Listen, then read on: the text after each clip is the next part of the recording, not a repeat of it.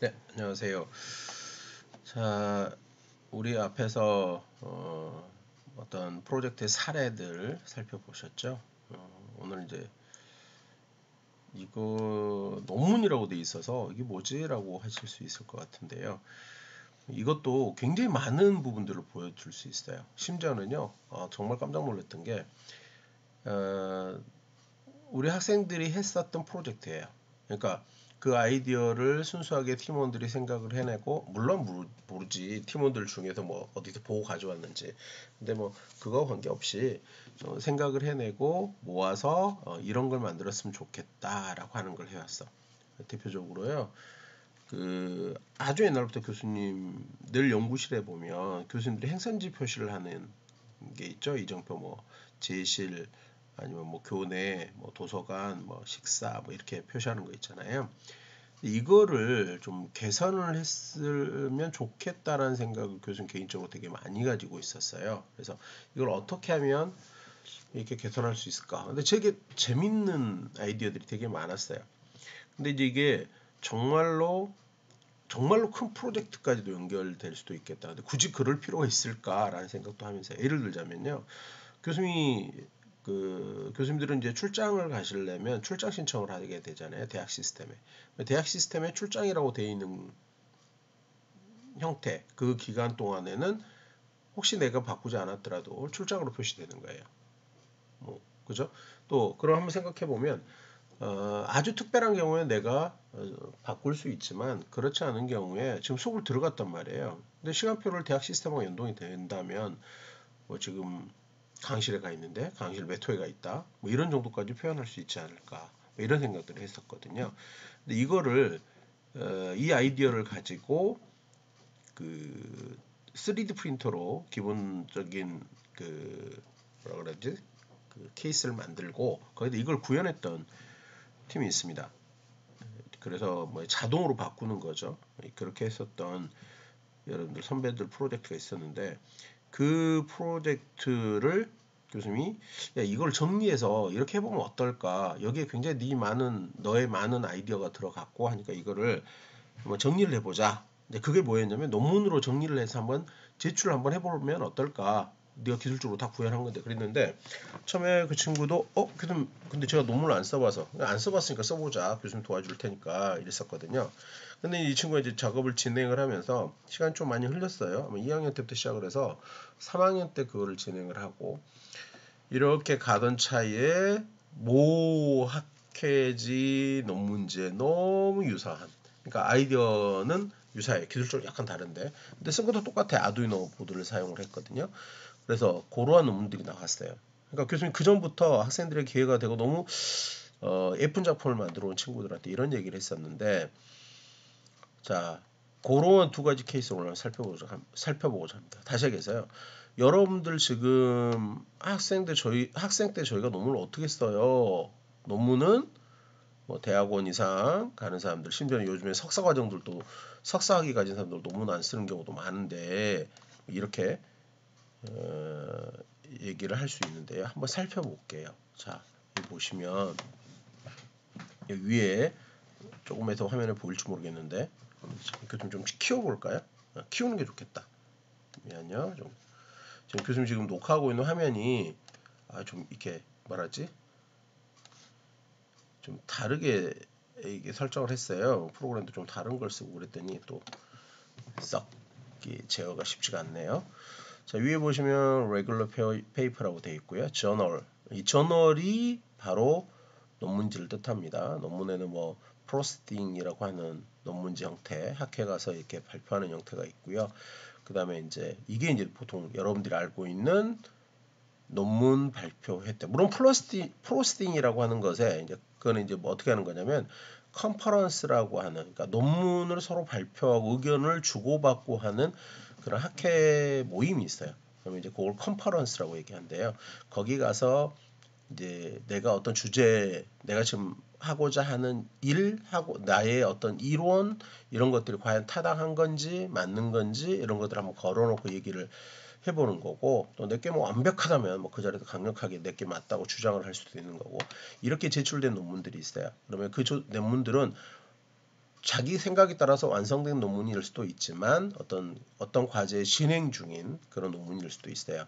그 논문들을 모아놓은 거를 우리가 프로스팅이라 그래. 그런 논문집을 그에 반해서 어떤 연구의 결과로서 그러니까 진행이 마무리되어지고 그 내용들을 정리해서 제출한 논문들, 그 페이퍼들을 이제 실는 것을 우리가 journal이라고 얘기를 합니다. 자, 여기 한번 볼게요. RFID를 이용한 자율주행 안내 시스템 연구 그래놨어요. 그리고 이게 이제 형식들이잖아요. 논문을 써보면 학회들에서 요구하는 기준에 맞춰서 쓰는 게 있어요. 보통 이렇게 한글 제목을 달아라. 그 다음에 이제 저자들을 이름수로 이런 얘기 많이 들어봤죠. 뭐 저자 몇 명이 들어가고 뭐 최근에도 우리나라에서도 뭐 공헌한 바가 없는데 걔가 이름이 들어갔어. 아니야, 공헌한 바가 있어서 이름을 실었어. 막 이런 얘기들이 나오죠.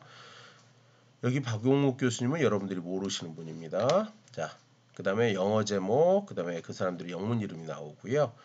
요약해 보니까 본 논문에서는 이동 로봇이 호텔과 같은 실내에서 길 안내 및 짐을 운반해 줄 수 있는 자율주행이 가능한 안내 시스템에 대해서 연구를 했다. 일반적으로 자율주행 안내 시스템에 사용되는 이동 로봇의 경우 정확도 향상을 위해서 시스템에 다량의 센서가 추가되어 비용 문제가 발생하게 된다. 따라서 센서의 수를 줄이고 정확도와 인식률을 높이기 위해서 비용이 비싸지 않은 소형 MCU 중 하나인 라즈베리 파이 3를 이용해서 자율주행 안내 시스템을 구현하였다. 그리고 영문 앱스트랙트가 나오고 이 논문에 사용된 주요 키워드, 그러니까 관심을 가지고 찾아볼 때 이런 거 보세요. 이렇게 나오는 거고요. 여기 한번 볼까요? 아까 눈치챈 사람들 알겠지만 이 저자들 이름에 보면 이렇게 에스터리스크가 이렇게 위첨자로 하나씩 달려 있죠. 마지막 사람 이름에만 2개가 달려 있습니다. 그러면 요 네 사람은 같은 어떤 뭔가 되고 한 분만 약간 다르다는 건데 무슨 차이인지 볼까요? 뭐라고 되냐면 이 별 여기 있네. 에스테리스크 하나 찾은 건 남서울대학교 전자공학과 학생들이래요. 그 학생들이 메일 주소가 걸려 있고요. 그 다음에 별 2개 찾았던 교수님이 교신저자 다 찾아. 이 페이퍼에 대해서 학회에 올려서 심사를 받고 그 다음에 그 뭐 수정하라라는 심사위원들의 요구에 따라서 뭐 수정을 하고 이런 그러니까 연락책에 해당하는 그런 역할을 했다라고 하는 거고 그걸 통해서 이제 학생들하고 같이 이렇게 했었겠죠. 뭐 그런 정보들이 여기 실려 있습니다. 이제 쭉 내용 한번 가서 보시면요. 이건 여러분들이 이 제목 앞에 위에 제목 이거 딱 잘라가지고 찾아보시면 다운하실 수 있죠. 그래서 서론 얘기하고요. 여기 이 장에서 시스템 및 소프트웨어 그래서 우리가 시스템 구성은 어떻게 했고 시스템은 어떻게 동작한다라고 해서 알고리즘 지금 보여주고 있고요. 그 다음에 그 라이브러리 워링 파일 라이브러리가 어떤 건지 지금 얘기를 하고 있고 그 다음에 소프트웨어 얘기를 지금 하고 있어요. 쭉 넘어가서 보면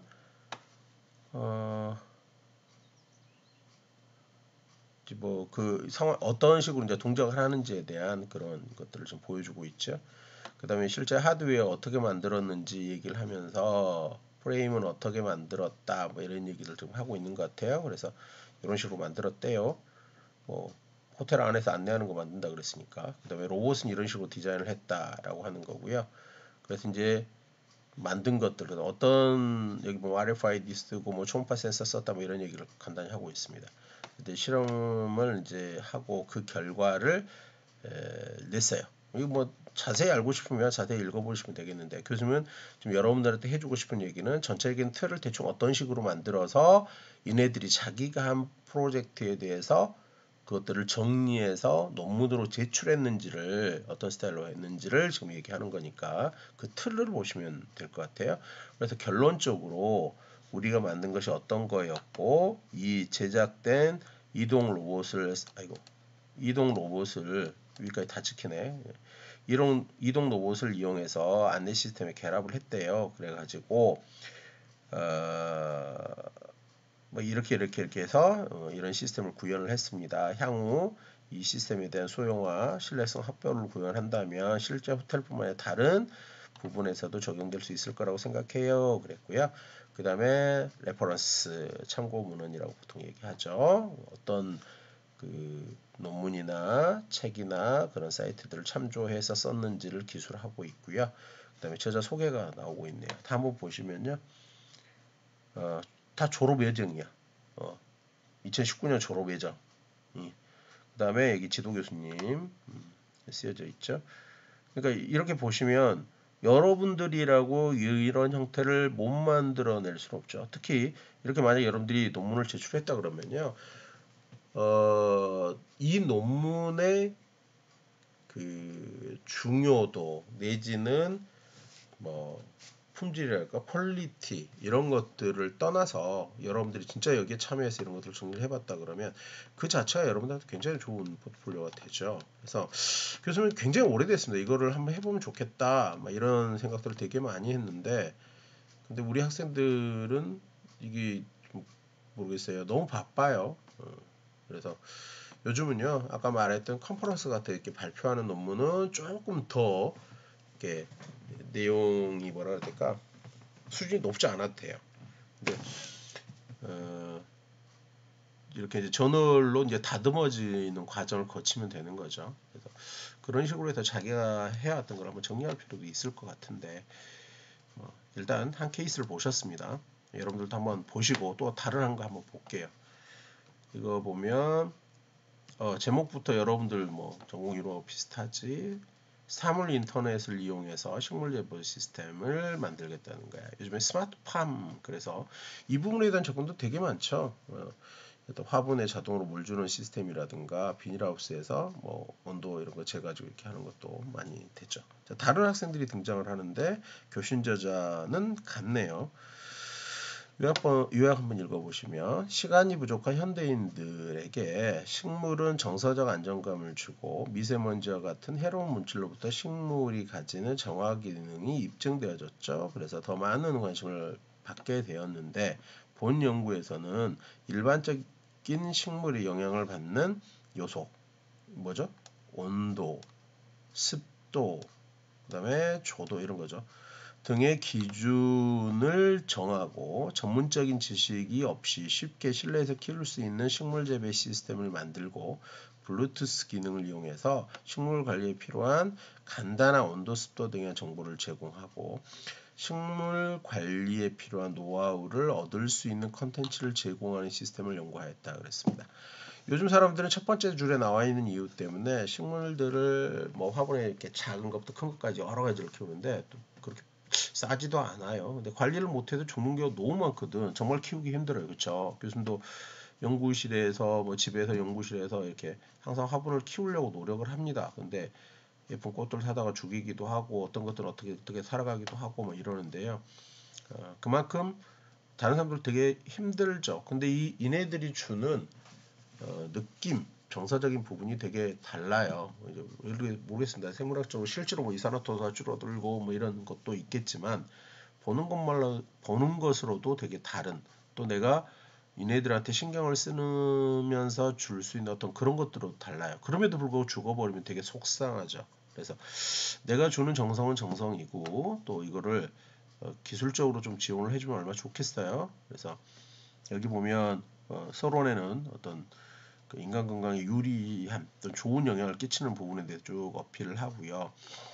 그리고 나서 이제 내려가 보면 이게 이제 어떻게 시스템을 구성했는지, 식물 성장에 필요한 요소는 무엇인지에 대해서 좀 자세하게 기술을 했네요. 이제 이런 것들을 하면서 어떤 자료들을 참고해서 기술을 했겠죠. 그다음에 이제 센서를 통해서 실험을 했는데 좀 이렇게 뭐 띄어쓰기도 제대로 안 돼 있네, 그렇죠? 붙였어야 될 것 같은데. 토양 습도를 재는 그런 센서라든가 빛의 밝기를 재는 조도 센서에 대한 얘기들을 어필을 했고요. 이걸 뭐 기존에 있는 데이터에서 가지고 오면 되는 그런 얘기인 것 같아요. 그 다음에 이제 수위 센서 실험을 하는 거. 우리 학생들도 이거 하는 거 되게 많아. 뭐 예를 들어 물 묻혀가지고 뭐 어느 정도 습도가 됐다 뭐 이런 것들. 그래서 이제 실제로 그런 것들을 구성을 해보고 이제 실험을 해봤다는 거예요. 그래서 이제 어떻게 되는지에 대한 내용들을 관찰을 하고 우리께 괜찮았다고 얘기하겠지 뭐, 그렇지? 그래가지고 실제 만든 시스템. 근데 얘네들은 뭐 한 장으로 자기네 만든 걸 다 보이고 있네요. 생각보다는 되게 심플하게 만들었다, 그렇죠? 이렇게 해서 이제 어떤 동작들을 가지고 있었음을 지금 소개하고 있습니다. 그 다음에 이제 그 스마트폰 어플리케이션 이것도 좀 너무 쭉 눌려가지고 그림을 잘못 넣어가지고 예쁘지 않게 나왔네. 이제 이런 것들이 경험이 되겠죠. 온도나 습도나 물 이런 것들이 어떻게 어느 정도가 적당한지를 그 지원하는 그런 시스템을 만들었다라고 지금 보여주고 있는 것 같아요. 뭐 우리 학생들이 만들었던 것보다 뭐 썩 그렇게 낫다 이렇게 할 수는 없어요. 근데 얘네들은 이걸 해가지고 결국은 아까도 얘기했죠. 품질의 정도에 상관없이 뭘 만든 거예요? 우리는 이걸 만들어보고 이런 내용을 정리하는 페이퍼를 써봤잖아요. 이 페이퍼 몇 페이지 안 되는 이 페이퍼를 쓰기 위해서 얘네들은 아마 교수하고 되게 여러 번 미팅도 하고 본인들끼리도 이렇게 머리를 맞대고 굉장히 노력을 많이 했을 거라는 생각이 들어요. 그렇죠? 자, 마찬가지 보니까 전부 다 졸업 예정자네요. 그죠? 자, 그래서 이렇게 된 것까지 보셨습니다. 지금 뭐 논문들 많이 공개되어 있어서요.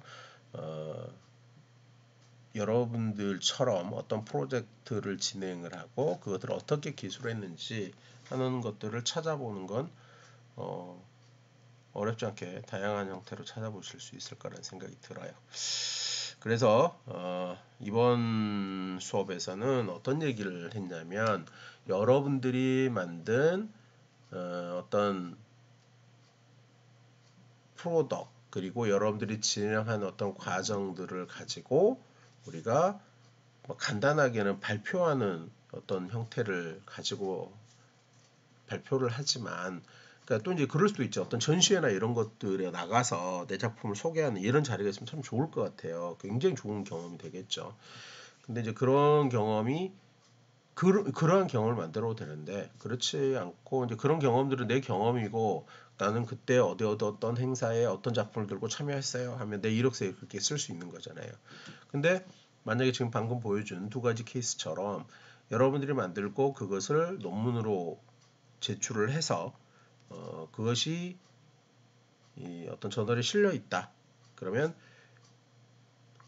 다시 한번 얘기하지만 그 논문의 우수성을 떠나서 여러분들이 굉장히 좋은 어떤 레퍼런스를 또 좋은 포트폴리오를 갖게 되는 것이라는 생각이 들어요. 그리고 요즘은 전문대학 학생들도 이렇게 많이 이렇게 하고 있어요. 시도를. 그래서 논문을 굳이 뭐 대학원 가서 석사과정 이상 돼야지 써보는 것이야 뭐 이런 생각을 안 가지셔도 될 것 같고 혹시 관심 있는 사람들은 이렇게 한번 시도를 해보시면 좋을 것 같아요. 교수님 저는 방법을 모르는데요. 누구도 이런 얘기 한 적이 없는데요. 뭐 이럴 수 있어요. 모르시면 본인이 직접 찾아서 터득하고 찾아보셔도 되는 거지만 또 교수님한테 와서 문의를 하시면 교수님이 아는 범위에서 어떻게 해야 되는지 설명을 해드리도록 하겠습니다. 자, 이번 수업 영상은 여기서 마치도록 하겠습니다. 그럼 다음 주에 보도록 하겠습니다. 수고들 하셨습니다.